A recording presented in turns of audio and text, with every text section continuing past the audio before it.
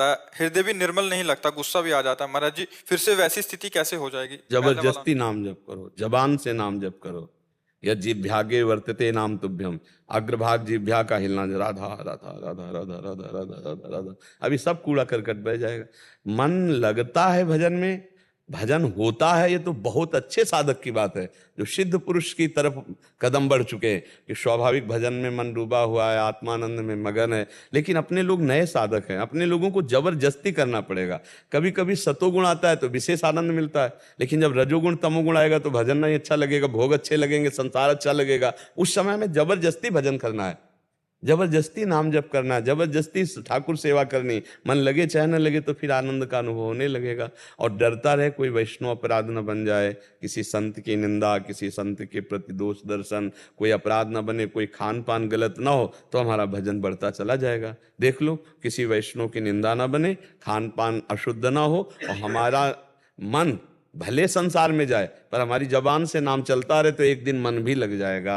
नाम जब हम जिह्वा से जपते हैं तो नाम जी जप जागे जोगी, फिर हमारा हृदय जो है पवित्र हो जाता है। खूब नाम जप करो, धीरे धीरे ठीक हो जाएगा। धीरे धीरे, ऐसा नहीं है कि हम 4 दिन नाम जप करेंगे तो हमारे नाम चलने लगेगा, भगवान सामने आ जाएंगे, आनंद, ऐसा नहीं होता।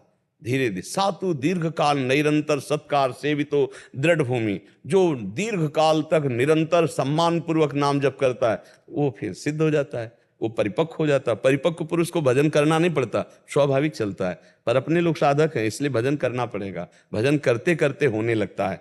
अगर हम सोचे कि हमारा भजन हो रहा था, भगवान की कृपा से कभी कभी साधक को खींचने के लिए भगवान कृपा कर देते हैं तो उसका भजन चलने लगता है, और वो समझता है मेरा नहीं, फिर जहाँ 4 दिन 4 महीना चला और एकदम भगवान अब चलो, तो तुम्हें लगता है पहले तो हमारा चलता था, अब पहले चलता नहीं था, वो प्रलोभन दिया गया था भजन का। अब तुम्हें भजन करना पड़ेगा, अब विषयों का त्याग करके भजन मार्ग में आगे बढ़ना पड़ेगा। सीमा जी दिल्ली से।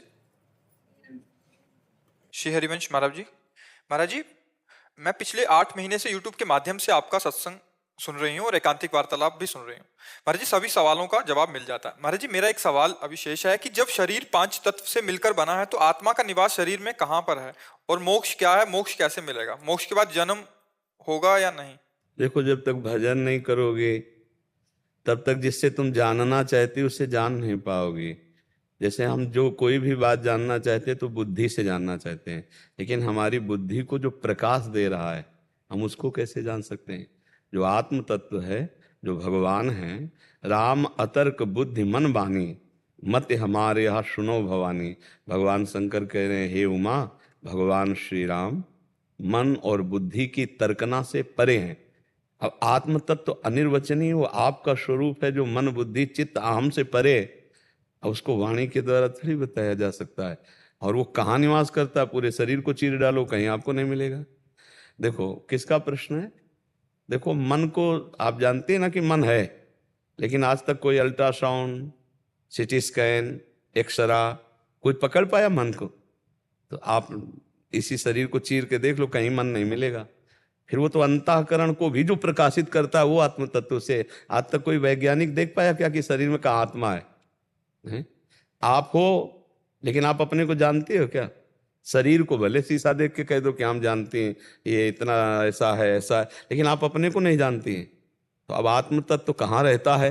वो सर्वत्र है, कोई कण ऐसा नहीं जहां वो ना हो, सर्वत्र है।